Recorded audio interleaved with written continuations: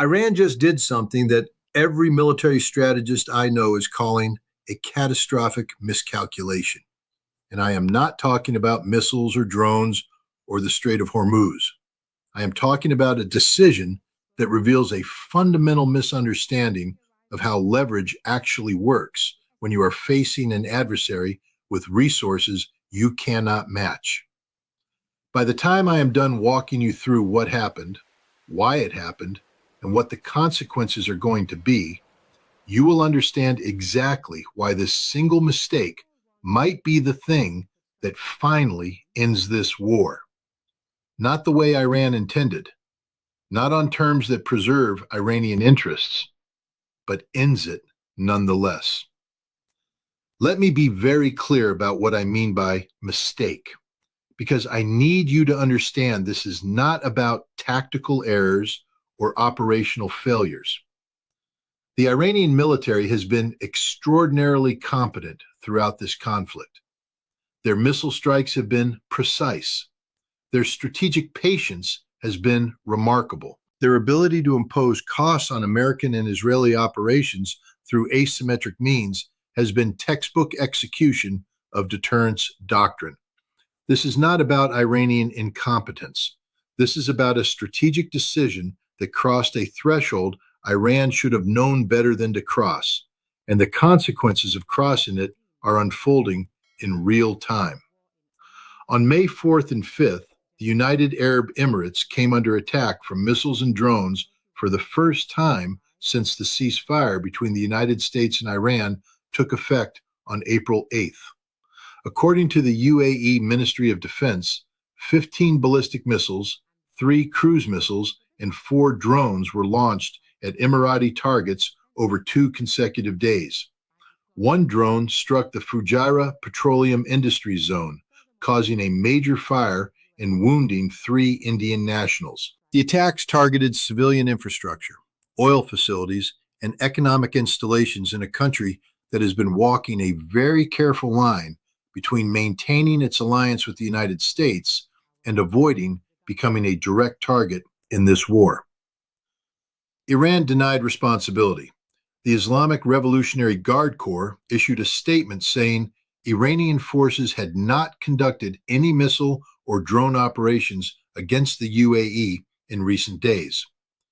An unnamed Iranian military source told state media that the incidents were the result of American military adventurism aimed at creating passage through the Strait of Hormuz, not Iranian strikes. Nobody believes that denial.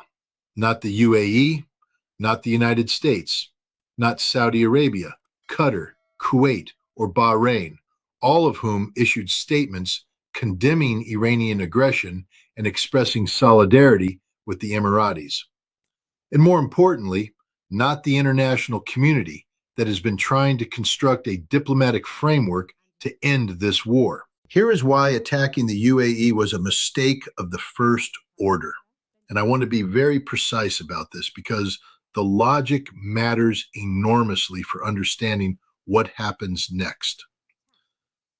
The ceasefire that has been in place since April 8th is fragile. It has been violated repeatedly by both sides. Israel has continued operations in Lebanon. Hezbollah has continued firing drones and rockets at Israeli forces. The United States launched Project Freedom to escort ships through the Strait of Hormuz, which Iran views as a direct challenge to its control of the waterway. Iran has paused commercial traffic through the strait in response to what it calls ongoing Israeli violations in Lebanon. None of this is new. None of this is surprising. And none of it, critically, has been enough to collapse the ceasefire entirely. What made the ceasefire survivable despite all those violations was that the parties directly involved in the fighting, the United States, Israel, and Iran, were the ones doing the violating. When American forces sink Iranian boats in the strait, Iran can respond by closing the strait to more traffic. When Israel strikes Beirut, Iran can respond by supporting Hezbollah operations in southern Lebanon. The cycle of action and reaction stays contained within the primary combatants. It escalates, yes. It puts pressure on the ceasefire framework, absolutely. But it does not fundamentally change the diplomatic equation, because the countries getting hit are the countries that have the capacity to absorb those hits and continue functioning. The UAE is different. The UAE is not a primary combatant. The UAE did not launch strikes on Iran in February. The UAE has been desperately trying to stay out of direct involvement in this war while maintaining its economic relationships with both the United States and regional partners. The UAE allowed American forces to use Emirati bases for logistics and intelligence support. Yes, but the UAE has not been conducting offensive operations against Iran. And critically, the UAE lacks the military capacity and strategic depth to absorb sustained Iranian attacks the way Israel or American forces can. When you strike the UAE, you are not hitting a military adversary who can respond in kind. You are hitting a vulnerable Gulf state whose entire economic model depends on being seen as a safe, stable place to do business. You are forcing that state to make a choice it has been avoiding. Either accept being a target and watch international investment flee as risk perception spikes, or align more explicitly with American military operations and become an even bigger target. Iran just forced that choice, and the UAE responded exactly the way anyone who understands Gulf state politics would have predicted. The UAE condemned the attacks in the strongest possible terms. The UAE warned that it reserves the full and legitimate right to respond, and every other Gulf state lined up behind the UAE with statements of solidarity and condemnation of Iranian aggression. If you are watching this and you have not subscribed yet, do it now, because what I am about to explain, why this specific escalation undermines the diplomatic track that was Iran's best path to ending the war on acceptable terms, is something you will not hear broken down anywhere else with this level of precision. Here is what Iran just lost by striking the UAE. Iran lost the ability to argue that it is the aggrieved party in this conflict, that it is responding defensively to American and Israeli aggression, and that the international community should pressure Washington and Jerusalem to accept a deal that addresses Iranian security concerns. That narrative, the narrative of Iran as the victim of unprovoked attack defending its sovereignty and regional interests, has been Iran's strongest diplomatic card. It is what allowed Pakistan to mediate between Iran and the United States. It is what kept China and Russia publicly supportive of Iranian positions. It is what made European governments uncomfortable with the scale of American military operations in the Gulf, even if they were not willing to openly break with Washington. Let me be very specific about how this narrative worked before the UAE strikes. When Iran closed the Strait of Hormuz after the February 28th attacks, the international response was condemnation, yes, but also acknowledgement that Iran had been attacked first. European governments privately told Washington that Iran's response, while disproportionate, was not entirely unprovoked.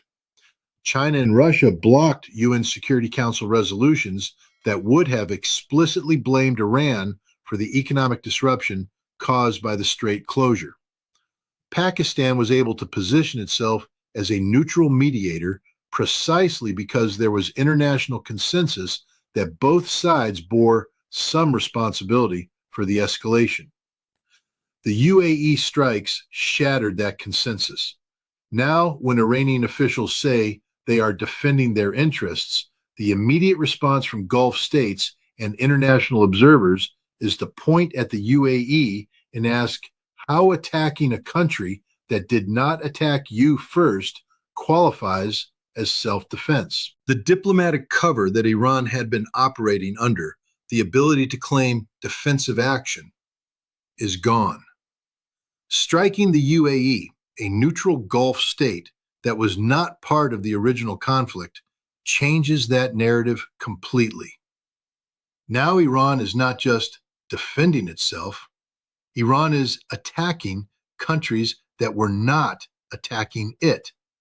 Iran is expanding the war to targets that have nothing to do with the original casus belli. And that makes it much harder for mediators to construct a framework where Iran can claim it is simply defending legitimate interests. Saudi Arabia, Qatar, Kuwait, Bahrain, all of them issued statements condemning the UAE attacks. Those statements were not perfunctory. Those were governments that had their own reasons to be wary of American military dominance in the Gulf, but that also have to consider what it means if Iran can strike the UAE with impunity. If the UAE can be hit, so can they. And none of them have the military capacity to defend against Iranian missiles on their own. Let me be specific about what those statements actually said, because the language matters. Saudi Arabia's Ministry of Foreign Affairs condemned and denounced in the strongest terms the Iranian targeting of civilian and economic facilities in the UAE. The kingdom affirmed its solidarity with the UAE in measures it takes to preserve its sovereignty, security, and territorial integrity, and called on Iran to cease these attacks immediately. Qatar called the strikes a blatant violation of UAE sovereignty and a serious threat to the security and stability of the region. Kuwait condemned what it called Iran's reprehensible aggression and said the attacks were a clear breach of the principle of freedom of navigation, threatening regional security and global supply lines. Bahrain denounced the Iranian terrorist attacks and called them a dangerous escalation that threatens regional stability. These are not mild diplomatic protests. These are coordinated statements from governments that have spent years trying to maintain working relationships with both Washington and Tehran. The fact that they are using language this strong in public with explicit calls for Iran to stop tells you that Iran just crossed a threshold that made neutrality impossible for them. What Iran just did was unite the Gulf Cooperation Council states around a perception that Iran, not the United States, is the primary threat to regional stability right now. That is a catastrophic diplomatic own goal. And it gets worse, because the timing of the UAE strikes could not have been more damaging to Iran's strategic position. Iran had been reviewing a diplomatic proposal from the United States. Multiple sources confirmed that Iranian officials were expected to deliver a response to mediators this week. The proposal reportedly addressed sanctions relief, the end of the U.S. naval blockade of Iranian ports, and a framework for winding down hostilities. It was not a deal Iran would accept in full, but it was a basis for negotiation. The day after the UAE came under attack, President Trump paused Project Freedom. He announced that the operation to escort ships through the Strait of Hormuz would be temporarily halted to allow time for diplomacy. Trump said there had been great progress toward a potential agreement with Iran, and that he wanted to give that process a chance to succeed before resuming military operations. That is an extraordinary statement. The United States does not pause military operations in the middle of a crisis unless it believes a diplomatic breakthrough is genuinely possible. And Trump, whatever else you can say about his approach to Iran, does not make concessions unless he thinks he can claim credit for a deal. Iran had leverage. The closure of the Strait of Hormuz was imposing real economic costs on the global economy. The pressure on Washington to find a diplomatic solution was building. The international community, including American allies, was pushing for negotiations rather than escalation. Iran was in a position to extract meaningful concessions in exchange for reopening the strait and de-escalating the conflict. And then Iran struck the UAE. And within 24 hours, the entire diplomatic context shifted. Now Trump is not negotiating from a position where he needs to offer Iran concessions to avoid economic catastrophe. Trump is negotiating from a position where he can point to Iranian attacks on a neutral Gulf state and say that Iran is the obstacle to peace. The international pressure that was on Washington to make a deal is now on Tehran to prove it is serious about ending the conflict rather than expanding it. That is a catastrophic loss of leverage, and it was entirely self-inflicted. Let me explain what I think happened, because understanding the decision-making process that led to this mistake tells you something important about the pressures Iran is operating under and why those pressures might lead to more mistakes in the future. Iran views the UAE as complicit in American operations. Emirati bases have been used for logistics support. Emirati airspace has been used for surveillance flights. The UAE has allowed American forces to operate from its territory throughout this conflict. From Iran's perspective, the UAE is not neutral. The UAE is a participant that has been shielded from consequences by the fiction of non-combatant status. That perception is not entirely wrong. The UAE has absolutely been supporting American operations, even if it has not been conducting offensive strikes itself. But there is a difference between providing logistics support and being a legitimate military target. And that difference matters enormously in terms of how the international community responds. Iran also views Project Freedom as an escalation that demanded a response. The United States was attempting to reopen the Strait of Hormuz by force, escorting ships through waters Iran considers under its control. From Tehran's perspective, that could not be allowed to succeed without consequence. If American forces could escort ships through the strait without facing costs, then Iran's leverage over the waterway would erode. So Iran responded, not by attacking American warships directly, which would have been an unambiguous act of war, but by attacking the UAE, which hosts American forces and supports American operations, but which could plausibly be framed as retaliation for Emirati complicity rather than direct confrontation with the United States. The problem is that framing does not work, not legally, not diplomatically, and not in terms of how the international community assesses who is responsible for escalating the conflict.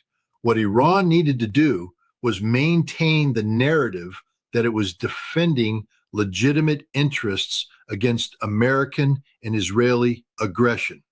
What Iran actually did was give Washington the narrative that Iran is attacking neutral countries and expanding the war beyond the original parties. That is not strategy. That is desperation. And desperation leads to more mistakes. Now let me tell you what happens next, because the consequences of this decision are going to unfold over the next few days and weeks in ways that fundamentally change the diplomatic landscape. The UAE is going to respond, maybe not with military force. The UAE does not have the capacity to conduct strikes on Iranian territory without American support, and Washington is not going to greenlight that kind of escalation right now. But the UAE is going to align more explicitly with American military operations in the Gulf. Emirati bases that were providing logistics support quietly are going to become forward operating locations openly. Emirati airspace that was being used for surveillance is going to be used for strike planning.